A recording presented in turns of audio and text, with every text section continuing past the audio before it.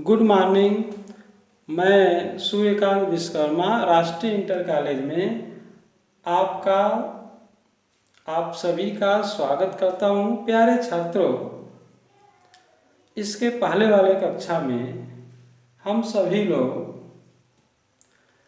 Lens के बारे में पढ़ा गया था। आज हम लोग जो है वैद्युत चालन तथा ओम के नियम, जो लेसन का नाम है, के बारे में अध्ययन करेंगे। सबसे पहले हम लोग जो है वैद्युत धारा को जानेंगे। तो वैद्युत धारा क्या चीज़ है?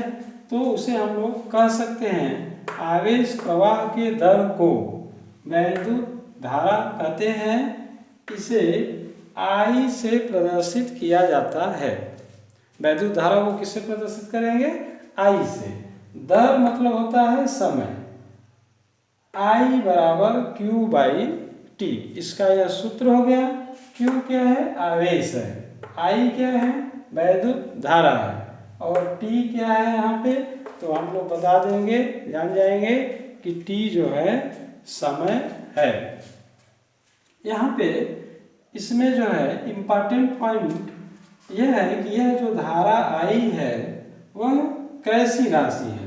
तो वैद्युत धारा I अदिश राशि होती है। अदिश राशि। अब यहाँ पे क्वेश्चन ये आता है कि वैद्युत धारा अदिश राशि कैसे होती है? तो इसके लिए हम लोग जो है यह बताएंगे कि वैद्युत धारा वेक्टर के नियम का पालन नहीं करती है। वेक्टर के नियम का पालन नहीं करती है, इसलिए अदिश राशि है। जो राशि वेक्टर के नियम का पालन करते हैं वे सदिश राशि है। कैसे पालन नहीं करती है तो उसको थोड़ा सा हम लोग को जान लेना जरूरी है। जैसे अगर कोई भी संख्या है 3 + 4, तो अगर इसको ऐड करेंगे तो यह 7 होगा। इस योग को हम सभी लोग बीजगणितीय योग कहते हैं। यह सदिश योग नहीं है। सदिश योग क्या है? पिछले कक्षा में आप लोग उसको पढ़े होंगे। वेक्टर का योग, एक वेक्टर A है जिसका परिमाण है 3 मीटर, और दूसरा वेक्टर B है जिसका परिमाण है 4 मीटर। दो वेक्टर हैं। इन दोनों को जब योग करेंगे, वेक्टर का योग करेंगे, एक दूसरे से 90 अंश के कोण पर जुड़ा हुआ है, तो इसका जो परिणामी वेक्टर होगा वह इसके एक के हेड को दूसरे के टेल से मिला देते हैं, तो इसका जो परिणामी वेक्टर आता है वह 5 मीटर होगा। यह परिणामी वेक्टर है। वेक्टर R बराबर A + B, vector A plus vector B। ठीक उसी प्रकार से जैसे हम लोग जानते हैं कि बल भी कैसी राशि है? सदिश राशि है। तो उसको अगर योग करते हैं, यहाँ पे हम लोग ये जानना चाह रहे हैं कि वैद्युत धारा अदिश राशि है क्योंकि ये वेक्टर के योग का पालन नहीं करता है। जैसे मान लीजिए एक कोई प्लेट है या कोई भारी संदूक है, बॉक्स है। एक आदमी इधर की तरफ 4 न्यूटन का बल लगाया, दूसरा आदमी इधर की तरफ 3 न्यूटन का बल लगाया। यह बॉक्स पर परिणामी बल किधर की तरफ लगेगा? तो इसको हम लोग बता देंगे कि जिधर 4 न्यूटन का बल लगा रहा है जो व्यक्ति, उधर की तरफ यह खिसकेगा। कितने न्यूटन के बल से खिसकेगा यह संदूक? तो इसका जो परिणामी वेक्टर होगा, हम लोग इस 4 न्यूटन के बल में से 3 न्यूटन को माइनस कर दिए और इसका परिणामी जो है 1 न्यूटन आया। और अगर इसी बॉक्स पर इधर की तरफ 4 न्यूटन का बल लगा रहा है कोई व्यक्ति, इधर की तरफ भी 4 न्यूटन का बल लगा रहा है, इसका परिणामी किधर की तरफ विस्थापन होगा, परिणामी बल कितना लगेगा, किधर लगेगा, तो बता देंगे 0 लगेगा। इसको प्लस नहीं करेंगे, इसको माइनस करेंगे, क्योंकि दिशा का ध्यान देते हैं। तो दिशा के ऊपर यह योग, वेक्टर का योग निर्भर करता है। और सिंपली जब इसको जोड़ दिया जाए 4 + 4 = 8, तो यह बीजगणितीय योग होगा, लेकिन वेक्टर का योग नहीं होगा। तो जो वैद्युत धारा है, यहाँ पे अगर एक वायर है और एक दूसरा वायर है, इसमें जो है अगर 2 एम्पियर की धारा आ रही है इस तरफ, इधर 3 एम्पियर की धारा आ रही है, तो यहाँ पे जो निकलेगा धारा दोनों मिलकर 3 और +2 5 एम्पियर होगा। इस योग को वेक्टर का योग नहीं कहेंगे, यह बीजगणितीय योग है जिसको पालन करेगा। अगर वेक्टर का योग पालन करता है तो थीटा के ऊपर डिपेंड करता, तो यहाँ पे 5 नहीं होता। इसलिए हम कह सकते हैं कि वैद्युत धारा अदिश राशि है। ठीक इसी क्रम में हम लोग जो है इसके नेक्स्ट वाला जो टॉपिक है धारा घनत्व के बारे में पढ़ेंगे। तो यहाँ पे हम लोग नेक्स्ट हेडिंग डाल दिया जा रहा है धारा घनत्व। धारा घनत्व, करेंट डेंसिटी। करेंट डेंसिटी, धारा घनत्व को J से प्रदर्शित किया जाता है। किसी चालक में किसी बिंदु के प्रति एकांक क्षेत्रफल पर पृष्ठ के लंबवत गुजरने वाले धारा को उस बिंदु का धारा घनत्व कहते हैं। इसे किससे प्रदर्शित करेंगे? J से प्रदर्शित करेंगे। कोई चालक हम लोग ले लेते हैं, यह सपोज करते हैं कि यह चालक है और यह चालक का ये वाला जो पार्ट है इसको कहते हैं अनुप्रस्थ काट का क्षेत्रफल। जैसे यह है चालक है कोई, जिसका आकार आप देख रहे हैं सिलेंड्रिकल का आकार का है, इसको ऐसे काट दिए तो ये वाला जो पार्ट हुआ उस पार्ट को कहेंगे अनुप्रस्थ काट का क्षेत्रफल। तो चालक है तो इसमें मुक्त इलेक्ट्रॉन या आवेश का प्रवाह होता है। यह जो आवेश का प्रवाह होगा तो हम कहेंगे इसमें धारा का प्रवाह हो रहा है। तो अब यह जो धारा है अनुप्रस्थ काट के लंबवत, डिफिनीशन में भी बताया गया कि इसके अनुप्रस्थ काट के लंबवत गुजरने वाले, अनुप्रस्थ काट के लंबवत गुजरने वाले वैद्युत धारा को हम लोग जो है धारा घनत्व कहेंगे। और J बराबर होता है इसका फॉर्मूला I/A। इससे किसे प्रदर्शित करेंगे? J से।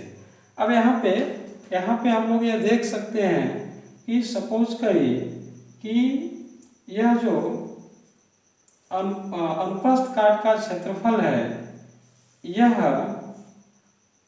इसके लंबवत जो धारा का प्रवाह हो रहा है, अगर वैद्युत धारा इस क्षेत्र के लंबवत न होकर के अगर इससे थीटा कोण पर विस्थापित कर दिया जाए इसको, तो जो यहाँ से यह थीटा कोण बनाएगा, तो यह जो फार्मूला होगा धारा घनत्व J बराबर I/A cos थीटा होगा। इधर की तरफ का जो घटक होगा आधार की तरफ का वह cos थीटा होता है। तो यही फार्मूला J, धारा घनत्व J बराबर होता है I/A cos थीटा। और जो धारा घनत्व होता है वह सदिश राशि होता है। वैद्युत धारा कैसी राशि है? अदिश राशि। लेकिन धारा घनत्व कैसी राशि है? सदिश राशि है, जिसका एक फार्मूला है। हम लोग जो है इसके सूत्र को देख सकते हैं इसका जो सूत्र होगा धारा घनत्व का, वैद्युत धारा है तो इसका मात्रक क्या होगा, तो हम लोग देख सकते हैं मात्रक धारा है, धारा का मात्रक एम्पीयर, और यह अंतःस्थकाट का क्षेत्रफल है तो क्षेत्रफल का मात्रक होता है मीटर स्क्वायर। तो धारा घनत्व J का मात्रक हो गया एम्पीयर बटे मीटर स्क्वायर। अब अगर हम इसका बीमा पूछा जाए कि धारा घनत्व का बीमा क्या होगा, तो हम लोग जो है वैद्युत धारा जिसका मात्रक एम्पीयर है इसका बीमा ए होता है, बीमा को हमेशा बड़ा ब्रैकेट में लिखते हैं। यहाँ पे क्षेत्रफल है जिसका मात्रक मीटर स्क्वायर है, और इसका जो है बीमा एल होता है, और यहाँ पे स्क्वायर है मीटर स्क्वायर तो एल स्क्वायर को जब ऊपर ले जाएंगे तो ए एल पावर -2, यहाँ पर इसका जो है बीमा हो गया धारा घनत्व का बीमा। जस्ट इसके बाद इसी लेसन में हम लोगों को जो है एक बहुत ही इम्पॉर्टेंट पार्ट पढ़ना है मुक्त इलेक्ट्रॉन के बारे में। तो यहाँ पे हम लोग हेडिंग आते हैं मुक्त इलेक्ट्रॉन। मुक्त इलेक्ट्रॉन किसे कहते हैं, फ्री इलेक्ट्रॉन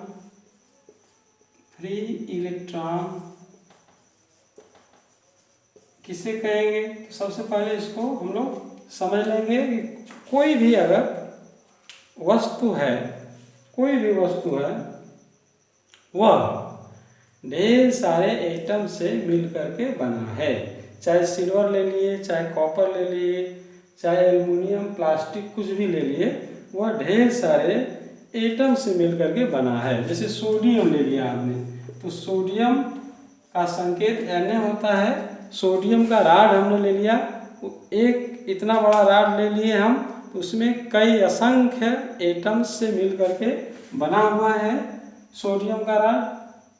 और हम लोग यह जानते हैं कि एटम यानी परमाणु जो होता है इलेक्ट्रॉन प्रोटॉन, मुख्य रूप से इलेक्ट्रॉन प्रोटॉन और न्यूट्रॉन, तीन चीज से मिल करके बना होता है।